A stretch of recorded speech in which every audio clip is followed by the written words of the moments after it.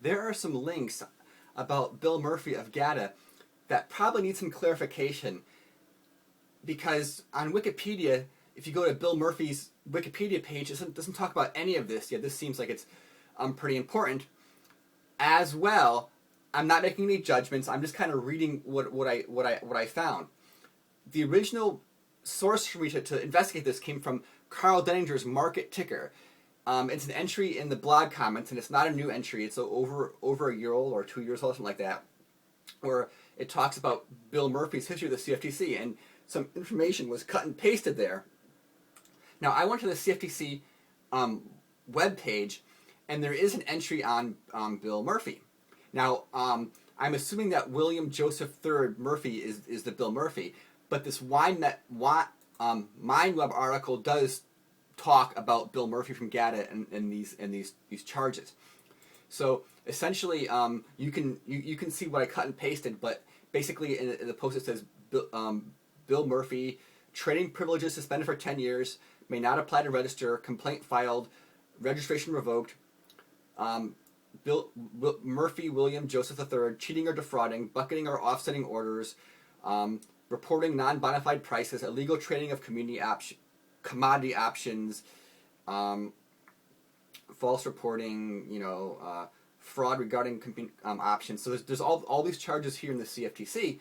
Now, of course, you probably want to hear Bill Murphy's side, and in this MindWeb article, Bill Murphy does give you his side of the story, and the article starts off.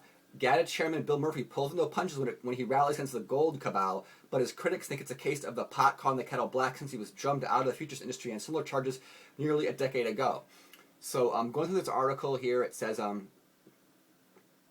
settled in February 1993 at a cost of $650,000, the case stemmed from accusations that Trading Resources Inc., a futures commission merchant, that commodity pool operator owned by the Murphy brothers, had engaged in non-competitive trading and fraud in the trading of copper futures and option contracts from October 1987 through February of 1988.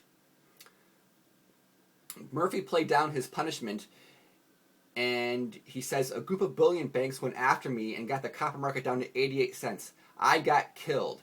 After they got me out, copper went right up again. I swore that if I ever had a chance again, I would make them pay for ganging up on me. So it says it is believed that Murphy was running a daring spread position that unraveled when the market broke unexpectedly as copper prices tumbled. As a result of being caught long copper, Murphy says he ran out of money to fight the CFTC charges, suggesting he was railroaded. I did not sit there and put everything down in a diary. I was trying to survive. As it was, I lost my money, $27 million. And it ended up ruining my futures career. I had no money to fight any charges against me. I paid my fine, and that was the end of it. All this was too close to my colleagues in GATA from the start. So it says here the charges against the Murphys has a familiar ring to them against the backdrop of recent accounting scandals. And it goes to here, and apparently, okay, so it says nevertheless, Murphy believes he got shafted because he did not play institutional ball, telling GATA supporters earlier this year.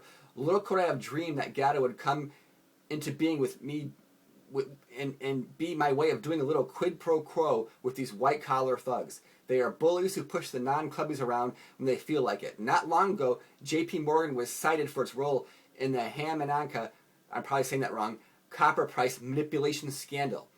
The reference refers to a copper trader who racked up $2.6 billion in off-balance sheet losses after being exposed in 1996 for rigging the market. That was the copper market. So, a trial uncovered systematic abuse of the copper market, and the CFTC and LME won settlements against a number of dealers and brokers for aiding and abetting, including Deutsche Bank, UBS Warburg, J.P. Morgan Chase, and Merrill Lynch. Eventually, $150 million was paid to settle this case by this guy, and it recouped that and more with suits against J.P. Morgan and Chase before the merger in Merrill Lynch. So wow, the shenanigans, the funny business has been going on in the commodities markets for decades or even longer, and this here shows in the copper market there was a lot of funny business with a lot of the usual suspects, the J.P. Morgan Chases and all that, just doing stuff. This is fascinating article. And you know, there's some. So just read this with this history of Bill Murphy, GATA, J.P. Morgan going back, really really interesting, and I just want to say is that I'm surprised this hasn't appeared more in the alternative media, because I mean this right here, it has J.P. Morgan fraud, rigging the futures markets. You know, a huge fine. You know, get Bill Murphy losing $27 million, getting fined $650 million. All this stuff.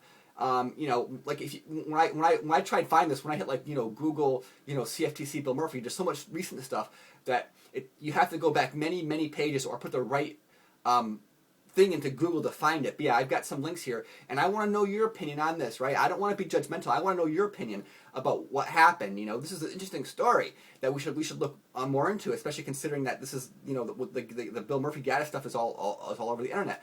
And of course, my disclaimer is that this is a cut and paste from the internet, and I don't have the original source. And if there's an error in the source, I want to make it very clear there was an error in the source, because these are, you know, pretty serious allegations that I'm cutting and pasting. So so thanks for watching, and I want to hear your input, and I want you guys and gals, of course, to do your own kind of research like this. Maybe you can find links from me as well, so we can go deeper into the story. Thank you very much.